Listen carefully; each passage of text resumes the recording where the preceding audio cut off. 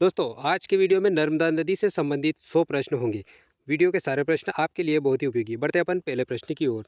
नर्मदा नदी का उद्गम कहाँ से होता है? नर्मदा नदी का उद्गम अमरकंटक से होता है और ये अनूपपुर जिले में स्थित है। नर्मदा नदी किस पर्वत से निकलती है? तो ये मैकल पर्वत से निकलती है और पूर्व से पश्चिम दिशा की ओर बहती है। नर्मदा नदी किस समुद्र में गिरती है? तो अरब सागर समुद्र में गिरती है और ये खंबात की खाड़ी में जाकर गिरती है। नर्मदा की कुल लंबाई कितनी है? तो 1312 किलोमीटर इसकी लंबाई है। नर्मदा नदी मध्य प्रदेश, महाराष्ट्र और गुजरात से होकर बहती है। नर्मदा नदी किस प्रकार की घाटी से बहती है? तो दोस्तों ये रिफ्ट वैली टाइप की घाटी से होकर बहती है। नर्मदा नदी किस प्रकार की नदी है? तो दोस्तों ये एक प्रायद्वीपीय नदी है। प्रायद्वीपी भारत की नदी है, इसीलिए इसे प्रायद्वीपीय नदी कहा जाता है। अगला प्रश्न, नर्मदा को धार्मिक रूप से क्या कहा जाता है? नर्मदा नदी को धार्मिक रूप से नर्मदा माई या दक्षिण की गंगा के नाम से इसे जाना जाता है। नर्मदा का उद्गम स्थान क्या है? तो दोस्तों अनूपपुर जिला नर्मदा नदी का उद्गम स्थान है। नर्मदा का उद्गम स्थल क्या कहलाता है? तो इसे नर्मदा कुंड के नाम से जाना जाता है। नर्मदा किन पर्वत श्रेणी के बीच बहती है? तो विंध्य और सतपुड़ा पर्वत श्रेणी के बीच बहती है। विंध्य के उत्तर की ओर, सतपुड़ा के दक्षिण की ओर नर्मदा नदी इन दोनों पर्वत श्रेणियों के बीच में। अगला प्रश्न, नर्मदा के प्रवाह का सबसे चौड़ा क्षेत्र कहाँ पर है? तो होशंगाबाद जिले में नर्मदा के प्रवाह का सबसे चौड़ा क्षेत्र है। नर्मदा कब अरब सागर में गिरती है? तो दोस्तों ये गुजरात के भरूच के पास से नर्मदा अरब सागर में गिरती है। नर्मदा भारत की सबसे लंबी पश्चिम वाहिनी नदी है। कौन सी नदी है? तो दोस्तों ये तीसरे नंबर की सबसे लंबी पश्चिम वाहिनी नदी है, पश्चिम की ओर बहने वाली नदी है। गुजरात में नर्मदा का डेल्टा किस नाम से प्रसिद्ध है? तो नर्मदा डेल्टा के नाम से प्रसिद्ध है। अगला प्रश्न, नर्मदा का बहाव किस भू आकृति में है? नर्मदा का जो बहाव है वो गर्त भू आकृति में है। अमरकंटक किस पर्वत का भाग है? तो ये सतपुड़ा पर्वत का भाग है अमरकंटक। नर्मदा का प्रवाह मध्य प्रवाह किस भूप्रदेश से गुजरता है? तो नर्मदा नदी का मध्य प्रवाह निमाड़ क्षेत्र भू प्रदेश से होकर गुजरता है। नर्मदा किन दो पर्वत श्रेणियों के बीच प्राकृतिक सीमा बनाती है? तो विंध्य और सतपुड़ा पर्वत श्रेणियों के बीच प्राकृतिक सीमा के रूप में नर्मदा नदी बहती है। अगला प्रश्न, नर्मदा की सबसे बड़ी सहायक नदी कौन सी है? तो तवा नदी नर्मदा की सबसे बड़ी सहायक नदी है। तवा नदी का उद्गम कहाँ से होता है? तो ये भी सतपुड़ा पर्वत से होता है और तवा नदी बैतूल जिले से इसका उद्गम होता है। किस सहायक नदी पर तवा बांध है? तो तवा नदी पर तवा बांध बनाया गया है। बंजर नदी किसकी सहायक है? तो बंजर नदी नर्मदा नदी की एक सहायक नदी है। शक्कर नदी किस जिले से बहती है? जबलपुर से बहती है शक्कर नदी। कोलार नदी किसकी सहायक है? नर्मदा नदी की सहायक है कोलार नदी। किस सहायक नदी पर कोलार डैम बने हैं? तो दोस्तों कोलार नदी पर कोलार डैम बनाया गया है। हरदा जिले में कौन सी सहायक नदी महत्वपूर्ण है? तो गोराड़ा नदी हरदा जिले की एक महत्वपूर्ण नदी है। नेक्स्ट प्रश्न, कालियासोत नदी किसकी सहायक नदी है? तो नर्मदा नदी की सहायक नदी है कालियासोत नदी। अगला प्रश्न, किस सहायक नदी पर कालियासोत डैम है? दोस्तों कालियासोत बांध कहाँ पर है? तो कालियासोत नदी पर कालियासोत डैम बनाया गया है। दूधी नदी नर्मदा की किस दिशा की सहायक नदी है? तो दूधी नदी उत्तरी दिशा की सहायक नदी है। ओरस नदी का नर्मदा में कहाँ पर मिलती है? ओरस नदी सीहोर क्षेत्र में नर्मदा नदी में मिलती है।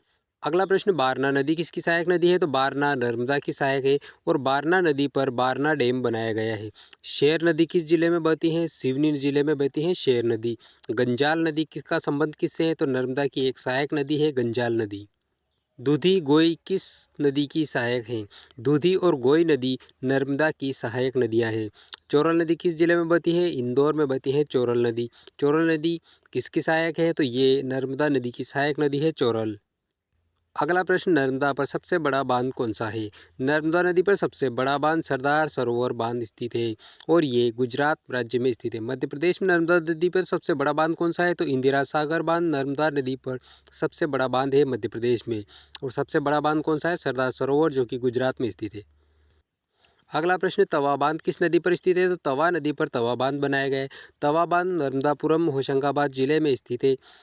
बारगी बांध कहाँ स्थित है? तो बारगी बांध जबलपुर में स्थित है। बारगी बांध किस नदी पर बनाया गया है? तो दोस्तों नर्मदा नदी पर बनाया गया है बारगी बांध। अगला प्रश्न, ओंकारेश्वर परियोजना किस नदी पर है? ओंकारेश्वर परियोजना नर्मदा नदी पर स्थित है। किस बांध से नर्मदा के बैकवाटर दृश्य प्रसिद्ध हैं? तो दोस्तों बारगी बांध से नर्मदा के बैकवाटर दृश्य प्रसिद्ध है। धुआंधार जलप्रपात किस नदी पर है? नर्मदा नदी पर है धुआंधार जलप्रपात। भेड़ाघाट किसके लिए प्रसिद्ध है? तो दोस्तों संगमरमर की चट्टानों के लिए प्रसिद्ध है भेड़ाघाट। तो प्रश्न, नर्मदा पर बनने वाली पहली परियोजना कौन सी थी? नर्मदा नदी पर बनने वाली सबसे पहली परियोजना बरगी परियोजना थी। नर्मदा घाटी परियोजना का उद्देश्य क्या था? सिंचाई, जल विद्युत और पेयजल इसका मुख्य उद्देश्य था नर्मदा घाटी परियोजना का।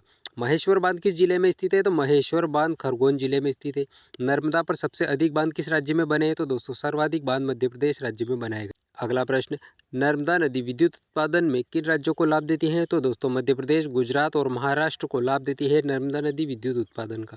अगला प्रश्न, किस परियोजना से नर्मदा शिप्रा लिंक बना? तो दोस्तों नर्मदा शिप्रा जल परियोजना से नर्मदा शिप्रा लिंक बना।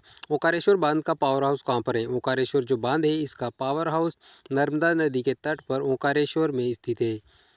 सरदार सरोवर बांध की ऊंचाई कितनी है? तो 163 मीटर इसकी ऊंचाई है सरदार सरोवर बांध की। अगला प्रश्न, नर्मदा नहर परियोजना किस राज्य की प्रमुख योजना है? तो ये गुजरात राज्य की प्रमुख योजना है नर्मदा नहर परियोजना। किस बांध के निर्माण में कई गांव पुनर्वासित हुए? तो दोस्तों सरदार सरोवर बांध के निर्माण में कई गांव पुनर्वासित हुए। अगला प्रश्न, नर्मदा परिक्रमा की लंबाई कितनी मानी जाती है? नर्मदा परिक्रमा की लंबाई 3000 से 3500 किलोमीटर लंबाई की परिक्रमा है। नर्मदा के किनारे स्थित प्रसिद्ध ज्योतिर्लिंग कौन सा है? ओंकारेश्वर ज्योतिर्लिंग नर्मदा के किनारे स्थित प्रसिद्ध ज्योतिर्लिंग है। महेश्वर किस नदी के किनारे स्थित है? तो महेश्वर जो है ये नर्मदा नदी के किनारे स्थित है। नर्मदे हर हर महादेव किस नदी से जुड़ा मंत्र है? तो दोस्तों नर्मदा नदी से जुड़ा हुआ मंत्र है। अगला प्रश्न, दोस्तों वीडियो पसंद आ रहा तो लाइक और चैनल को सब्सक्राइब जरूर कर लीजिए। बढ़ते हैं 70वें प्रश्न की ओर। नर्मदा नदी में पाए जाने वाले गोल पत्थर क्या कहलाते हैं? नर्मदेश्वर शिवलिंग कहलाते हैं नर्मदा नदी में पाए जाने वाले गोल पत्थर। नर्मदा को साक्षात पवित्र नदी क्यों कहा जाता है? क्योंकि पौराणिक मान्यता के अनुसार नर्मदा स्वयं पवित्र करती है। मध्य प्रदेश का कौन सा प्रसिद्ध तट नर्मदा पर स्थित है? तो होशंगाबाद तट नर्मदा नदी पर स्थित है। अगला प्रश्न, मंडला क्षेत्र नर्मदा के लिए क्यों प्रसिद्ध है? यहाँ पर नदी की अत्यधिक चौड़ाई के कारण मंडला क्षेत्र नर्मदा नदी के लिए प्रसिद्ध है। नर्मदा परिक्रमा कितने दिनों में पूरी की जाती है? तो दोस्तों 90 से 120 दिनों में नर्मदा नदी की परिक्रमा की जाती है। अगला प्रश्न, किला महेश्वर किसने बनाया था? तो दोस्तों अहिल्याबाई होलकर ने महेश्वर किला बनवाया था। होशंगाबाद का नाम किससे पड़ा? होशंगाबाद का नाम होशंगशाह मालवा के सुल्तान के नाम पर पड़ा होशंगाबाद का नाम। नर्मदा नदी किन दो राज्यों की सांस्कृतिक दूरी है? तो ये मध्य प्रदेश और गुजरात की सांस्कृतिक दूरी है नर्मदा नदी। बारही घाट किस नदी पर है? तो बारही घाट नर्मदा नदी पर स्थित है। नर्मदा नदी की धारा में शिवलिंग बनने का कारण क्या है? तो दोस्तों नर्मदा की गोलाकार घर्षण शक्ति के कारण इसमें शिवलिंग बनते हैं। अगला प्रश्न, नर्मदा को किस युग का भूवैज्ञानिक नदी माना जाता है? तो इसे प्राचीन काल के भूवैज्ञानिक नदी के नाम से जाना जाता है। भेड़ाघाट का और क्या नाम है? तो दोस्तों भेड़ाघाट को संगमरमर घाटी के नाम से भी जाना जाता है। नर्मदा के किनारे बसे प्रसिद्ध तीर्थ कौन से हैं? तो ओंकारेश्वर, महेश्वर और मंडला नर्मदा के किनारे बसे प्रसिद्ध तीर्थ है। अगला प्रश्न, नर्मदा नदी का उल्लेख किस ग्रंथ में है? स्कंद पुराण में नर्मदा नदी का उल्लेख किया गया है। अगला प्रश्न, नर्मदा नदी की उत्पत्ति किस देवी से जोड़ी जाती है? तो दोस्तों नर्मदा नदी की उत्पत्ति शक्ति स्वरूपा नर्मदा से जोड़ी जाती है। नर्मदा की परिक्रमा किस दिशा से शुरू होती है? तो नर्मदा की जो परिक्रमा है वो अमरकंटक की तरफ से शुरू की जाती है। अगला प्रश्न, नर्मदा किस मिट्टी के निर्माण में मुख्य भूमिका निभाती है? तो काली मिट्टी के निर्माण में, जिसे रेगड़ मिट्टी कहा जाता है, इसके निर्माण में नर्मदा महत्वपूर्ण भूमिका निभाती है। नर्मदा घाटी में कौन सा कृषि क्षेत्र प्रमुख है? तो निमाड़ कृषि क्षेत्र नर्मदा घाटी का प्रमुख कृषि क्षेत्र है। नर्मदा घाटी में पाई जाने वाली मुख्य चट्टान कौन सी है? तो बेसाल्ट चट्टानें नर्मदा नदी घाटी क्षेत्र में पाई जाती है। धुआंधार किस प्रकार का जलप्रपात है? तो दोस्तों जलधारा गिरने से बहने वाला जलप्रपात है धुआंधार जलप्रपात। अगला प्रश्न, मार्बल रॉक्स किसके द्वारा निर्मित होता है? दोस्तों नर्मदा नदी के अपरदन के द्वारा मार्बल रॉक्स का निर्माण होता है।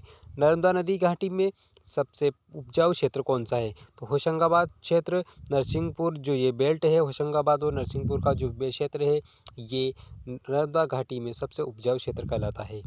नर्मदा नदी का सबसे घुमावदार भाग कहाँ पर है? नर्मदा का सबसे घुमावदार भाग डिंडोरी और मंडला क्षेत्र में है। किस जिले में नर्मदा का बहाव यू आकार बनाता है? तो दोस्तों जबलपुर जिले में नर्मदा का बहाव यू आकार बनाता है। अगला प्रश्न, नर्मदा की घाटी किस प्रकार की कृषि के लिए प्रसिद्ध है? नर्मदा की जो घाटी है ये कपास और गेहूं की फसलों के लिए बहुत उपयोगी है। नर्मदा घाटी में बाढ़ किस मौसम में आती है? तो दक्षिण पश्चिम मानसून के द्वारा नर्मदा नदी में बाढ़ आती है?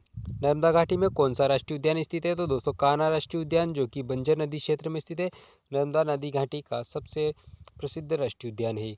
नर्मदा नदी भारत में किस भौगोलिक विभाजन का उदाहरण है? तो दोस्तों रिफ्ट वैली आधारित नदी तंत्र का उदाहरण है। चैनल पर है तो चैनल को सब्सक्राइब कर लीजिए, वीडियो को लाइक शेयर और कमेंट कीजिए। मिलेंगे अगले वीडियो में, तब तक के लिए आपको बहुत बहुत धन्यवाद।